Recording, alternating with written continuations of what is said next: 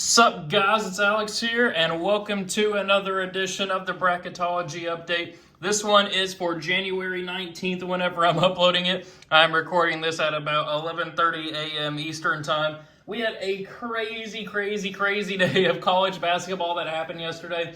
Tons of ranked losses. I mean, just to start it out, we had West Virginia knock out Iowa State at home. Big win for the Mountaineers. Then we also had the Vanderbilt Commodores knocking off Tennessee. That was a crazy ending. Tennessee was down by double digits with like 2 minutes to go. Went on a 9-0 run to come within, I think, 1 point or 2 points, something like that. Vanderbilt gets fouled. They miss a free throw. Tennessee goes down, gets fouled. They miss, knock down the first free throw, but miss the second and end up losing by one. Big win for Vanderbilt there. You also had Alabama go on the road, beat Kentucky. You had Mississippi State hang on at home against Ole Miss. You had Auburn go on the road and beat Georgia in a great game. Purdue going on the road beating Oregon. I mean, all over the place, just fantastic basketball. Today we have Illinois versus Michigan State tipping off in about half an hour from when I'm recording this. I did that simulation on NCAA Basketball 10, so go check that out if you haven't already. We got it right last time. We had Illinois versus USC. And USC went on the road and beat Illinois in that simulation. I thought it was trash, but then they actually do it in real life. So maybe Illinois will win. We'll see what happens. But taking a look here at the bracket watch from Friday's Bracketology, we have Auburn as the top overall seed there. Vanderbilt as the first team out in Friday's Bracketology. But once Tuesday comes out, I'm sure they'll be in the field. Just a matter of whether they're in the play-in game or not. And then the last team in is Texas. They're losing a great road opportunity against Florida. They'll probably be just in the first four out come Tuesday's Bracketology. So taking a look of the bubble, speaking of it, last four byes, we got Texas Tech, Oklahoma, St. Mary's, and Nebraska. Last four in are Ohio State, Creighton, which got a huge road win over Connecticut yesterday. That's huge for Creighton's resume come tournament time. Then New Mexico and Texas. First four out are Vanderbilt, Iowa. Iowa got shellacked on Friday. I think it was Friday night against UCLA by like 30 points, something crazy like that. And we have UCF and Cincinnati. And then the next four out are Arizona State, SMU, Arkansas, who got another loss at Missouri. I mean, I don't know what's going on with Arkansas right now. They'll be out of the tournament picture entirely on Tuesday's Bracketology. And then Dayton's been struggling too. If you've been watching my Bracketologies, they've been a team that I have loved as a sleeper team. But lately, I don't know what's been getting into them. They lost at home to George Mason earlier in the week, and then it took overtime to beat Loyola Chicago in a game that they were favored. The Flyers got to get it together, man. I don't know what's going on with them. But taking a look here at the bracket on Friday's Bracketology, so a lot of these are still going to change. We have West Virginia down to an 8, Kansas down to a 3, getting that big win against Kansas State yesterday. We'll get to Gonzaga in a second. We'll see what happens with that. But then Utah State down to a 7, Kentucky up to the 2 line. Then we have George Mason new to the field as the 12. Texas A&M down to the 4, Louisville up to the 6. Louisville looking fantastic. They are just getting win after win. Down here for the ACC, but I mean, Louisville's beating teams like Clemson. They're beating teams like North Carolina, which North Carolina lost to Stanford at home. So, I mean, I don't know if that win against North Carolina is as good as they thought. But going on the road, beating Pittsburgh, they're just stacking up win after win. Michigan State up to the 3, Baylor down to a 7, and then Oklahoma down to a 10. Then over in the West Regional, we got Tennessee up to that 1 line. They'll probably fall off and get replaced by Alabama on Tuesday's Bracketology. Then we have Clemson up to an 8, UCLA down to a 9, Mississippi State down to a 5, Houston down to a 4, Arizona up to the 6. And then in the Midwest, we got Missouri up to the 8, Pittsburgh down to a 9, Ole Miss up to a 5, Memphis down to a 6, Texas new to the field as the 11 there, Illinois up to the 3, St. John's up to a 7, and then Alabama down to a 2, which, as I mentioned, they'll probably replace Tennessee on the 1 line. So, with that being said, it is time to get into my NCAA Tournament predictions based off of the Bracketology. If you're new to the channel, I mean, last week's video or Tuesday's video, whenever the last one was, actually got a lot more views than I was expecting. So if you're new to the channel, every time that there's a new Bracketology that comes out, I go to the vertex42.com.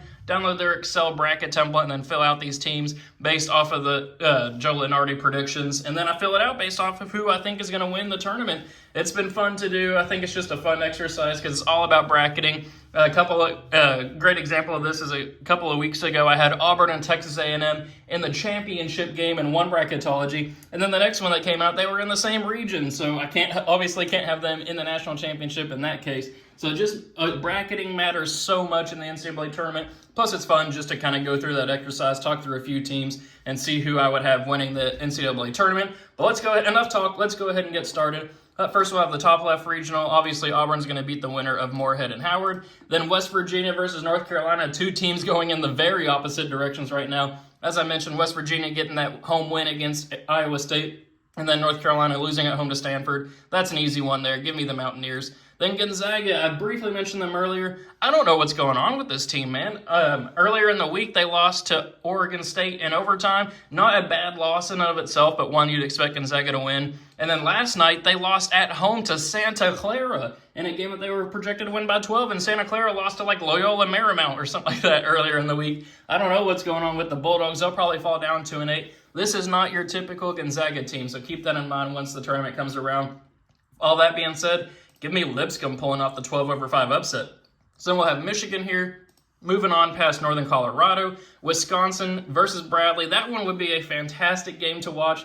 Give me Bradley again. I think I had them moving on in the first round. I think these two teams maybe have been bracketed up in Tuesday's bracketology, but give me Bradley for the time being. Kansas versus New Mexico State. Give me Kansas. Utah State versus Texas Tech. Give me the Aggies of Utah State winning that one. And then we'll have Kentucky down here moving on past Cleveland State.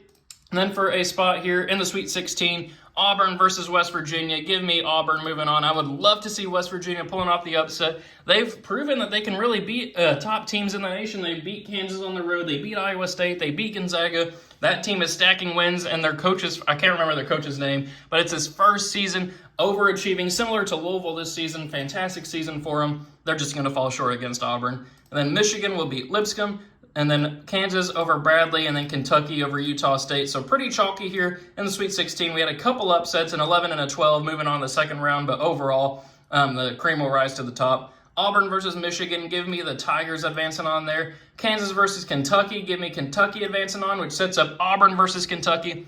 I saw a statistic where, obviously both these two teams in the SEC, Kentucky has the best offense in the SEC, but also the worst defense in the SEC. So you have games like Alabama last night to where Kentucky scored, 97 points, something like that? Typically that'd be great, but Alabama scored 102, I believe. That's just not going to cut it once you get to the NCAA tournament. I think Kentucky can make a run in the tournament, but are they going to be able? Is their defense good enough to actually win a national championship this year? I have my doubts. Give me Auburn moving on to the Final Four.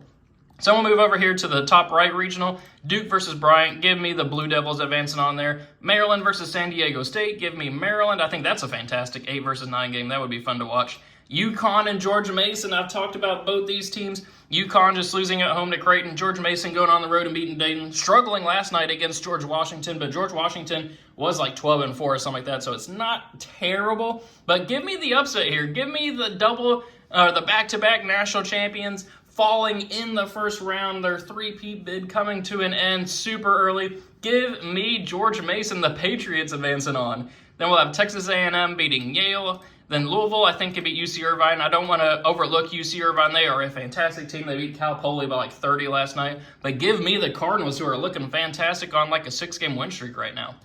Then we'll have Michigan State moving on past UAB. Baylor hanging on against Oklahoma. And then Florida beating Marist. Baylor and Oklahoma. Actually, I'm going to switch that pick. Give me 10-seed Oklahoma. They're looking a little bit better than Baylor. Baylor, I don't know what's going on with them. They were like a top 5 team to start the season, but obviously you can see here on the 7 line, they're just not connecting for some reason. I don't know why this year. Then we'll have Florida beating Marist. Then for a spot in the Sweet 16, Duke versus Maryland. Give me the Blue Devils advancing on. Then as much as I want to pick George Mason to continue their run, give me the Aggies advancing on there as well. Louisville versus Michigan State. Give me the Cardinals pulling off the 6-3 upset. They are a hot shooting team. this year. If they go cold from 3, though, they can lose to anybody in the nation. But they are looking fantastic right now. Michigan State is too. But give me the story of Pat Kelsey in his first season, pulling off the 6-3 slight upset. And then we'll have Florida advancing on past Oklahoma in a battle of SEC schools there. And then for a spot in the Elite Eight, Duke versus Texas A&M. Give me the Blue Devils advancing on there. I'd love to see Texas A&M win that game. That'd be a physical matchup, but give me the overall talent of Duke advancing on. Then Louisville versus Florida for a spot in the Elite Eight. Give me Florida. And then also give me Florida making it to the Final Four. I think Duke, they have the talent to make the Final Four. I had them in the Final Four in the last bracketology I did, but Florida's just playing like a complete team right now, well coached. I mean, you could say that exact same thing about Duke, but that's just a feeling I have with Florida advancing on there past Duke. So we'll move on down here to the bottom right regional. Iowa State advancing on past the winner of Colgate and Long Island. Pittsburgh versus Missouri. Give me Missouri pulling off the victory there. Ole Miss versus McNeese. You got give me another 12-seed upset. 12 seeds are 3 for 3 in this right now. We have Lipscomb, George Mason, and McNeese moving on. Then we have Purdue versus South Alabama. Give me Purdue in that matchup there. Then Memphis versus the winner of Iowa and Texas. Those 3 teams as a whole, I don't believe in any of them, but give me Memphis there. I would have picked Iowa before their 30-point drubbing at the hands of UCLA, but give me Memphis in that matchup. Then we have Illinois versus Radford. Give me Illinois. St. John's versus St. Mary's. Battle of the Saints here. Both teams getting good wins yesterday. St. John's by 30 over Seton Hall. It was like 30 or 20, something like that. St. Mary's also with the victory over Pepperdine. But then give me St. John's to win that matchup. Alabama versus Southern. Give me Alabama. Then for a spot in the Sweet 16, Iowa State or Missouri. Give me Iowa State. McNeese versus Purdue. Give me Purdue. Memphis versus Illinois, give me Illinois, and then we'll have Alabama also beating St. John. So still a lot of chalk there. It's just, I feel bad with all this chalk, but that's just how I see it playing out, you know? I'm sure I'm going to get some comments being like, oh, you're just picking the higher-ranked teams. But that's just how I see it playing out, at least in this episode of the Bracketology. So first spot in the Elite Eight, Iowa State versus Purdue. Give me the Boilermakers advancing on there. They got a good win on the road against Oregon yesterday. I think that team has turned a corner now where they will face Alabama, who will beat Illinois. That would be a fantastic matchup to see here. Great offense, great teams as a whole. Illinois versus Alabama, but give me Alabama. Winning on the road at Texas A&M last week, getting that victory on the road against Kentucky this week. Give me the Crimson Tide.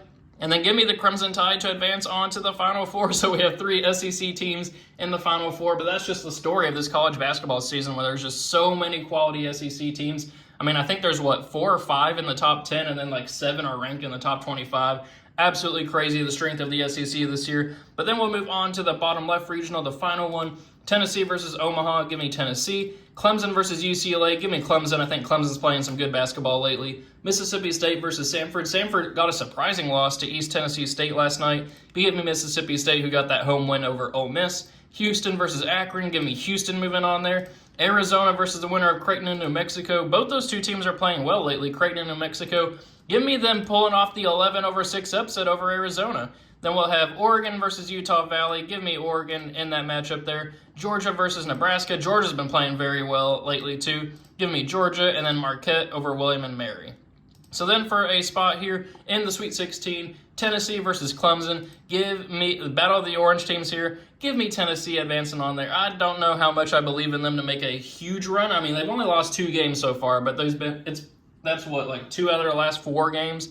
Something like that. I don't know, something's not clicking for a national championship level team. Mississippi State versus Houston. Give me the Bulldogs and Mississippi State pulling off the 5-4 slight upset. Then give me the winner of Creighton and New Mexico pulling off the victory over Oregon. Oregon losing early has been a common theme in my bracketologies. Maybe that'll come back to bite me, but for some reason, that's just a team that I'm not fully in. They lost at home to Purdue over the weekend, which isn't a bad loss in and of itself, but I worry about the top-end level of Oregon. They got beat by Purdue. They got blown out by Illinois. They lost at home to UCLA. I just don't know what their ceiling is here in the tournament. Then Georgia and Marquette, these 2 teams played earlier in the season. I can't remember who won that. I want to say that Georgia pulled off the victory, and I'm going to have them win this one too. Marquette's been struggling lately. It took overtime to beat DePaul earlier in the week. They just lost at home to Xavier over the weekend. Give me Georgia, who have been playing fantastic basketball lately, pulling off the 7-2 upset. So then for a spot in the Elite Eight, Tennessee or Mississippi State. Give me Mississippi State pulling off that victory there. That would be a fun matchup to watch, Mississippi State versus Tennessee. But give me the 5 seed Mississippi State, who I think is playing as good as anybody in the SEC right now. Then Creighton versus Georgia. Give me 7 seed Georgia advancing on past them as well, which sets up another SEC. We're going to have all SEC teams in the Final Four. I'm going to get a ton of comments from a ton of Big Ten fans, a ton of ACC fans, Big 12, all that. But that's just how I see this one playing out. I did not intentionally have all these SEC teams in the going as far as I actually have them going. That's just how it played out. But Mississippi State versus Georgia, give me 7 seed Georgia advancing on to the Final Four. You got to have some sort of underdog, some sort of Cinderella team, some sort of sleeper team making a run here. Give me Georgia. It sets up a total of 11 total seeds here. Actually 12. We got a 7, a 2, a 2, and a 1 for the Final Four. So then for a spot in the national championship, Auburn versus Georgia. That's a good football rivalry. Give me Auburn, though, winning that one. Alabama versus Florida. I think Florida's just a little bit more of a complete team this year. I think Alabama relies a little too much on the 3. I mean, they are a 3 and at the rim team. If those 3s are falling, Alabama can win the national championship. I just worry that they're going to go cold when it matters the most. So give me Florida in that one. So that sets up a national championship of Auburn versus Florida. I mean, you got to go with Auburn at this point. This team is playing too good of basketball lately. Going on the road, beating Georgia yesterday. That is a tough environment this season. Georgia fans have stepped up. They've shown up this season. As long as Johnny Broome is back in time for the NCAA tournament, which he should be, based off of the reports that I'm hearing, I got Auburn winning the national championship. I know that's kind of chalky. Number 1 overall seed winning it, but that's just how I see it playing out. Maybe next week's bracketologies might play out a little bit differently, but that's just how I have it. So, thank you guys for watching. I hope you enjoyed it. If you're new to the channel, hit that subscribe button, hit that like button. Let me know your own thoughts and predictions in the comment section below. Thank you guys for watching. Hope you enjoyed it, and I will see you all later.